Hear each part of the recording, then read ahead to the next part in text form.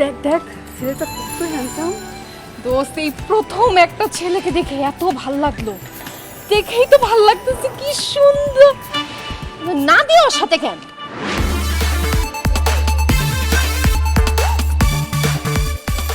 নাদিয়া, তোর সমস্যা কি বলতো? তুই ভার্সিটির পরিবেশ নষ্ট করতেছিস কেন? এসব তুই কি বলছিস মিম? আমি কিভাবে ভার্সিটির পরিবেশ নষ্ট করলাম? ও, তুই কিভাবে নষ্ট করতেছিস জানিস না?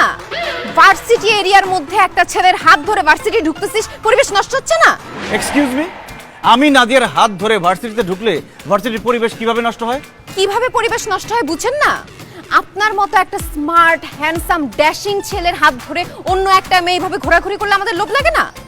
মানে বুঝলাম না, লোভ লাগবে কি জন্য? আমাদেরও তো তখন ইচ্ছা করে আপনার মতো একটা হ্যান্ডসাম ড্যাশিং ছেলের হাত ধরে ভার্সিটি আসি, ভার্সিটির ক্লাস বাদ দিয়ে তার সাথে চুটাই প্রেম করি। তাহলে তো এখানে নাদিয়ার কোনো দোষ নেই, দোষ হচ্ছে সব আপনার চিন্তা ভাবনায়, আপনার মনে। এই একদম ফালতু কথা বলবেন না। আমার চিন্তা ভাবনার সমস্যা মানে? সমস্যা হচ্ছে আপনার চোখে, সমস্যা আপনার মনে। আমার চোখে মনে সমস্যা মানে কি বলতে চান আপনি? আপনার চোখে সমস্যা দেখে আপনি নাদিয়ার মতো একটা মেয়েকে পছন্দ করছেন, আপনার মনে সমস্যা দেখে আপনি নাদিয়াকে মন দিছেন, তার সাথে প্রেম করতেছেন। কেন? আমাকে কি আপনার চোখে পড়ে না? আমার মতো একটা সুন্দরী মেয়ের সাথে কি আপনার প্রেম করা যায় না? আপনি কি আমাকে ভালোবাসতে পারেন না? আমাকে গার্লফ্রেন্ড বানাইতে পারেন না? তা না করে কেন আপনি নাদিয়াকে গার্লফ্রেন্ড বানাইছেন? এই আপনার মতো সুন্দর হ্যান্ডসাম স্মার্ট ছেলেদের ভুল পছন্দের জন্য আমার মতো সুন্দরী মেয়েরা সিঙ্গেল থাকে। আমাদের তো 4-5টা বয়ফ্রেন্ড থাকার কথা। Shut up!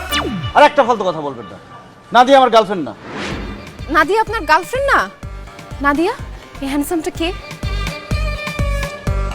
আমার ভাই। হোয়াট?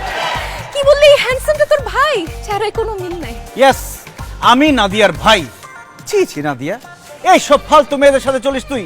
এইসব ফালতু মেয়েদের সাথে চললে তুই নিজেও ফালতু হয়ে যাবি। এটা তো প্রেম ভালোবাসার জন্য পুরো দেওয়ানা হয়ে আছে।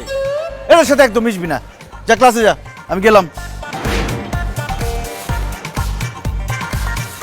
বান্ধবী, আমি তো খাইছি। কি খাইছো? তোর ভাইয়ের উপর ক্রাশ খাইছি। কেমন আছেন ভাইয়া? এই কি কেমন আছে? ফালতু বেয়াদব ইতর অসভ্য, কোন সাহসে তুমি আমাদের বাসায় ঢুকছো? আর কি হয়েছে? কার সাথে চিল্লাচিল্লি করতেছিস? কার সাথে আবার চিল্লাচিল্লি করবো? আচ্ছা মা, তুমি বাসায় কেমন দারোয়ান রাখছো? এসব আলতু ফালতু মেয়েদেরকে বাসায় ঢুকতে দেয়? কই, মেয়েটাকে দেখে তো আলতু ফালতু বলে মনে হচ্ছে না।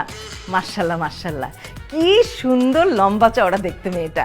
Thank you so much aunty আমাকে সুন্দর বলার জন্য। ওয়েলকাম মা। মা, মেঘের আড়ালে যেমন সূর্য থাকে, এই মেয়ের সৌন্দর্যের আড়ালে বেয়াদব লুকায় আছে। কি বলছিস তুই? মেয়েটা কি করছে তোর সাথে? মা, ও হচ্ছে আমার বান্ধবী মিম। কাল যখন ভাইয়া আমাকে ভার্সিটিতে নিয়ে গেল, তখন ও সবার সামনে ভাইয়াকে উল্টাপাল্টা কথা বলে অপমান করেছে। আন্টি, আমি না আসলে সত্যি বুঝতে পারি নাই ভাইয়া যে আমার বান্ধবীর ভাই। যদি বুঝতে পারতাম তাহলে একদম উল্টাপাল্টা কথা বলতাম না, খুব মিষ্টি করে কথা বলতাম। ভাইয়াকে বসতে দিতাম, ভাইয়ার সাথে গল্প করতাম, ভাইয়াকে আদর আদর করে চা পানি খাওয়াতাম। ভাইয়া যদি বিড়ি সিগারেট খায় সেটাও খাওয়াতাম। এই চুপ করো, তুমি আমার বাসায় কেন আসছো সেটা বলো। ভাইয়া, আপনার কাছে ক্ষমা চাইতে আসছি। বিশ্বাস করেন, কালকে আপনার সাথে খারাপ ব্যবহার করার পর থেকে আমি একটুও ঘুমাতে পারি নাই। কালকে থেকে কিচ্ছু খেতে পারি নাই ভাইয়া। নিজেকে না অনেক পাপী মনে হচ্ছে। ভাইয়া প্লিজ আমাকে মাফ করে দেন, আই এম সরি। আর তোমার সাথে আমার আরি, আমি তোমাকে জীবনেও ক্ষমা করবো না। যাও। এভাবে বলবেন না ভাইয়া।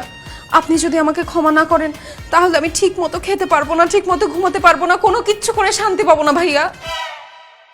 প্লিজ আমাকে মাফ করে দিন।